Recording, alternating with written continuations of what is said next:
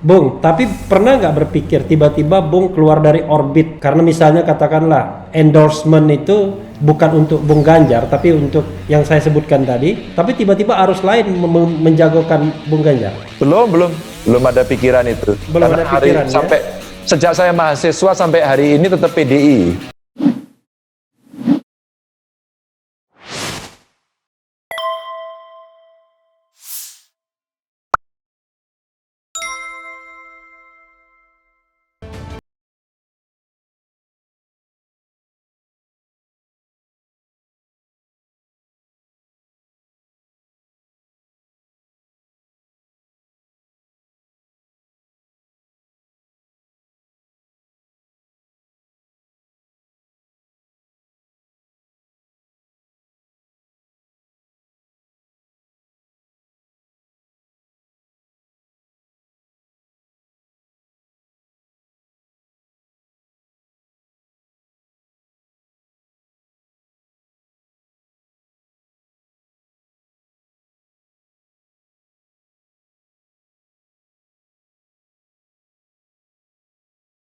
Bung, tapi pernah nggak berpikir tiba-tiba Bung keluar dari orbit karena misalnya katakanlah endorsement itu bukan untuk Bung Ganjar tapi untuk yang saya sebutkan tadi, tapi tiba-tiba arus lain menjagokan Bung Ganjar? Belum ada pikiran itu. Belum Karena ada pikiran, sejak saya mahasiswa sampai hari ini tetap PDI. Dulu PDI, sekarang PDI Perjuangan. Saya masih di jalur itu. Jadi mungkin agak berbeda ya. Mungkin orang melihat membaca survei dan sebagainya seolah-olah sudah akan dia. Di partai saya tidak. Ingat nggak waktu Bu Mega dulu mau mencalonkan Pak Jokowi? Semua masih ramai. Tiba-tiba seorang Jokowi diambil dan itu membuat gempar semuanya. Jadi artinya kalau kita ngelihat, saya mau melihat dari orang dalam sebagai orang PDI Perjuangan yang warnanya merah kayak bajunya Refli lah, kira-kira begitu kan. Oh ya, merah ini ya. Nah, saya mencoba menghormati konstitusi partai untuk begitu. Jadi biasa saja. Saya bilang Belanda masih jauh gitu. Kalau Belanda masih jauh ya. Kalau kami di internal partai itu terbiasa untuk udah deh sekarang kita bekerja bagaimana dekat dengan rakyat, terus kemudian membuat keputusan-keputusan penting yang bisa menyelesaikan persoalan masyarakat meskipun nggak sempurna-sempurna amat, itu aja dilakukan. Kalau kemudian itu bisa dilihat seleksinya alam, nanti akan muncul sendiri-sendiri. Bung Ganjar kan kadang-kadang sering ditempatkan sebagai ahli warisnya pemerintahan sekarang. Wajar ya karena sama-sama PDIP. Tapi di sisi lain pembelahan masyarakat itu seperti masih terjadi itu. Luka Pilpres sudah selesai dengan Pak Prabowo masuk di pemerintahan. Paling tidak begitu. Sandi Uno juga nggak begitu kencang-kencang amat. Tapi kok kesannya luka Pilkada DKI kok masih ada. Itu gimana, Bung? Iya, betul. Bahkan ucapan kadrun, cebong, kampret itu masih ada. Sekarang ada kadrun lah sekarang. Kadrun sama apa ya pokoknya. Yeah. Dan Bung menjadi pusat bullying juga kalau sudah ngomong begitu. Kadang-kadang sudah, sobat era sekalian, ini teman saya semua. Anies itu teman satu angkatan di Fakultas Ekonomi. Bung Ganjar juga teman satu kuliah, satu fakultas bahkan. Tapi kalau orang bicara tentang head to head ke depan, wah, ini ahli waris cebong itu adalah Ganjar Pranowo, bukan Ganjar Prabowo atau Ganjar Sungkowo.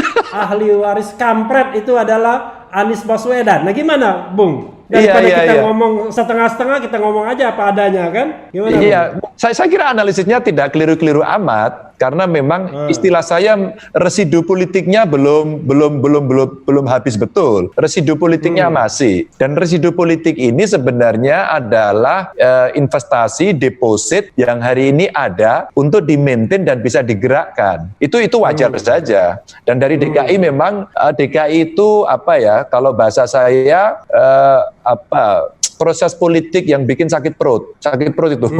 Sakit perut terlalu lama dan divided-nya terjadi, divided society-nya terjadi, terus kemudian pembelahan-pembelahan seperti itu memang muncul.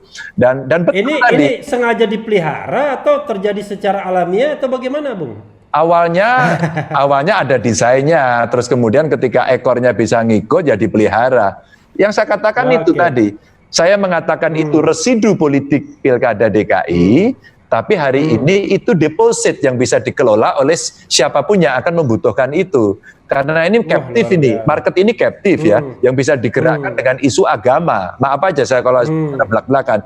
Jadi saya ini aneh, Ahok itu teman dekat saya. Satu komisi, teman berdebat, pernah mau berkelahi sama dia. Iya, komisi 2 kan dulu. Iya, kan? Itu teman saya. Terus Ahok malah bilang itu ketua saya itu katanya. Iya. Bung Ganjar kan pimpinan komisi waktu itu. Iya. Jadi saya sangat dekat ya.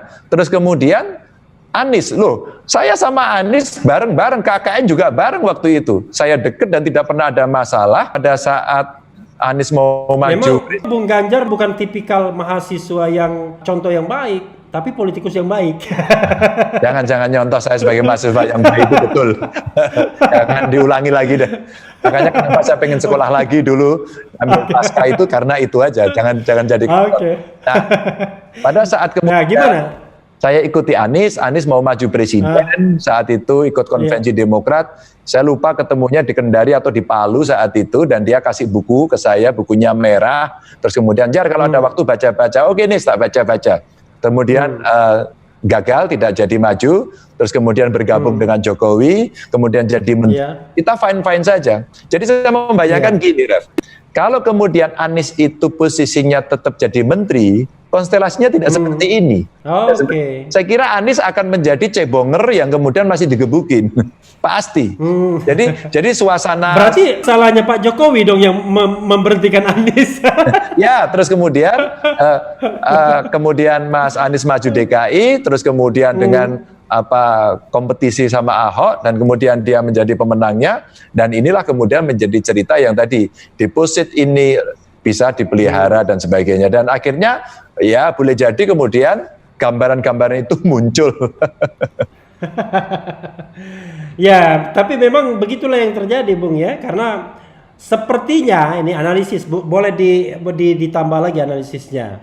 Ya, sepertinya kemudian pihak cebong atau pihak kampret, saya nggak mau menyebut salah satunya ya, memerlukan ikon baru, Bung, karena ikon yang lama tiba-tiba terserap di pemerintahan gitu. Yang tadi Ganjar Prabowo, tadi Prabowo yang dikasih Ganjar.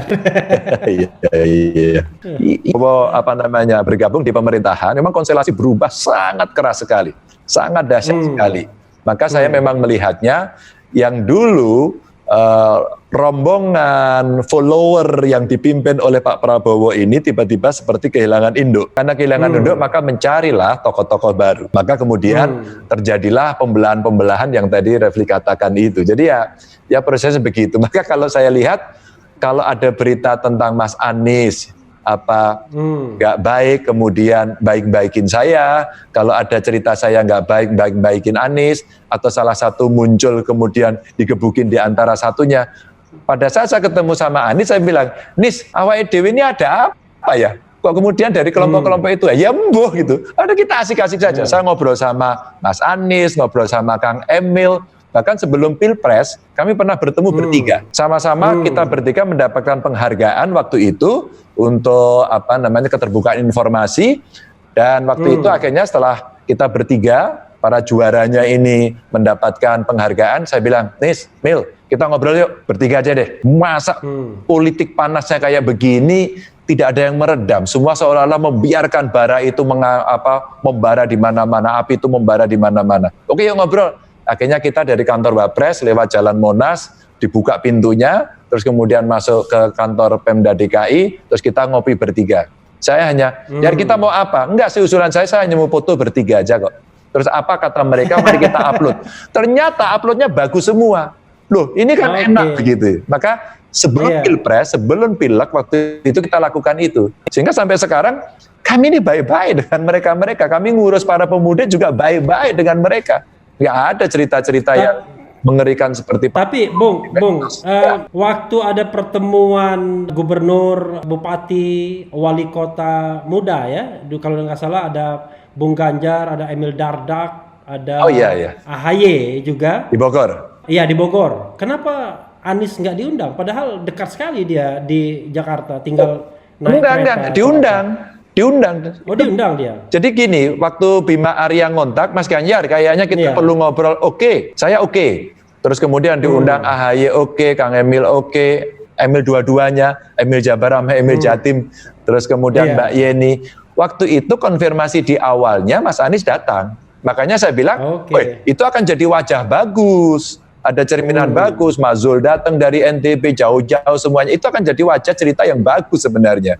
Maka saya tidak tahu, tapi Kang Bima Arya bicara, Mas Ganjar sorry ini kayaknya Mas Anies hari ini nggak bisa. Oh nggak apa-apa, saya niat baik aja karena kita mau ngobrol bareng-bareng. Awal ceritanya padahal yang mau ditunggu kan cuma 2 orang saja, Ganjar sama Anies gitu. Enggak lah, enggak. Jadi bisa kita bikin Afgan ya. Afgan tuh Anies fans Ganjar. Bisa aja.